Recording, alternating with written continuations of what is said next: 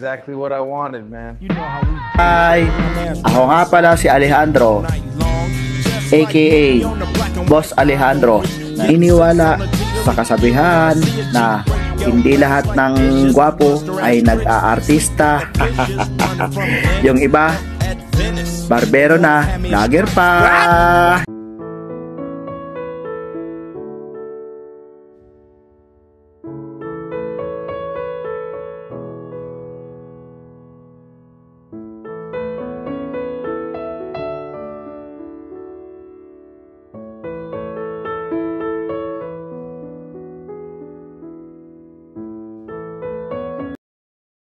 Hi, magandang umaga po sa inyo lahat. Mega love shoutout po sa lahat po ng aking mga followers dyan. Magandang umaga, tanghali, hapon, gabi po sa inyo lahat.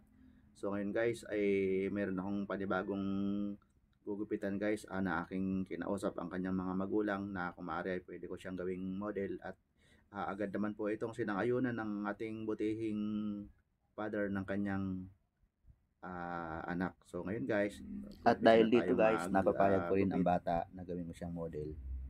Subalit guys, nung biniro ko siya ay tumawa siya. Sabi ko sa kanya ay bagay na bagay sa kanyang ulo ang gupit na faded. At agad siyang tumawa dahil ang sabi ko sa kanya ay bagay at pogi.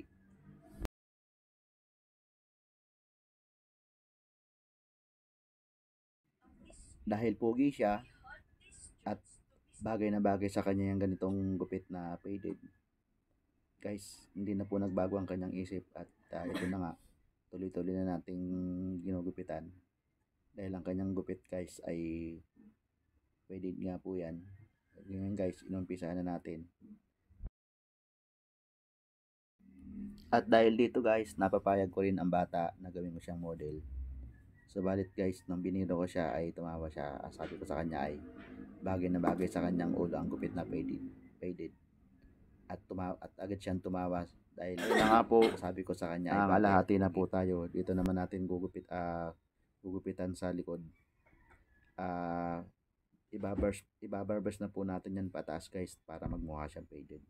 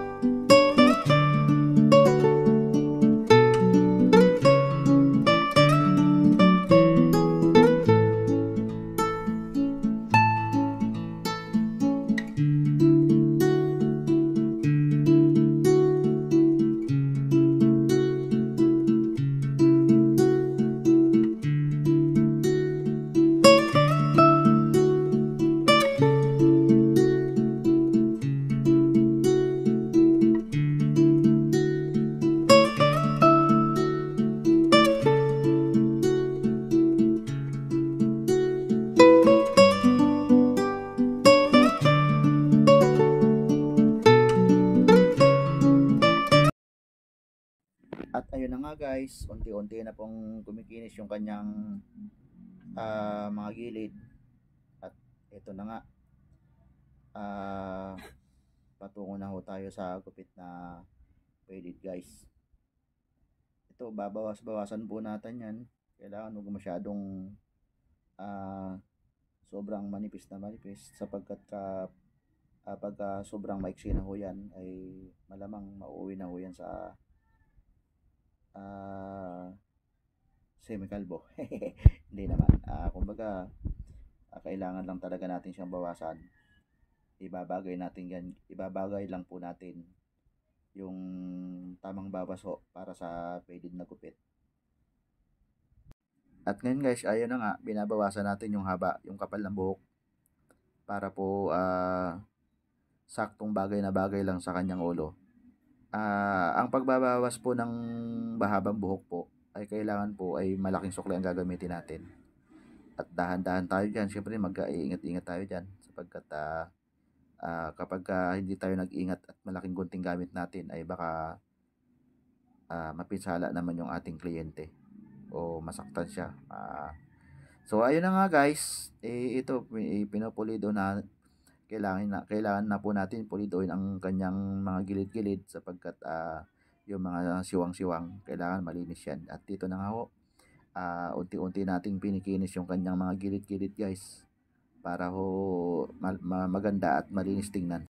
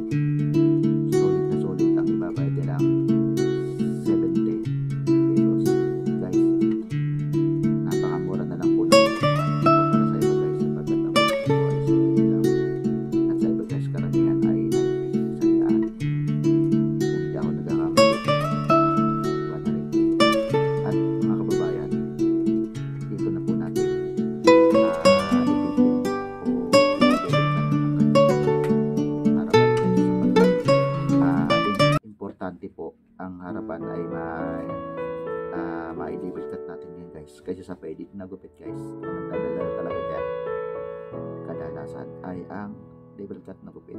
At dito na guys, ulit na tayo dito sa paglilinis o pag-aahit dito sa kabilang gilid.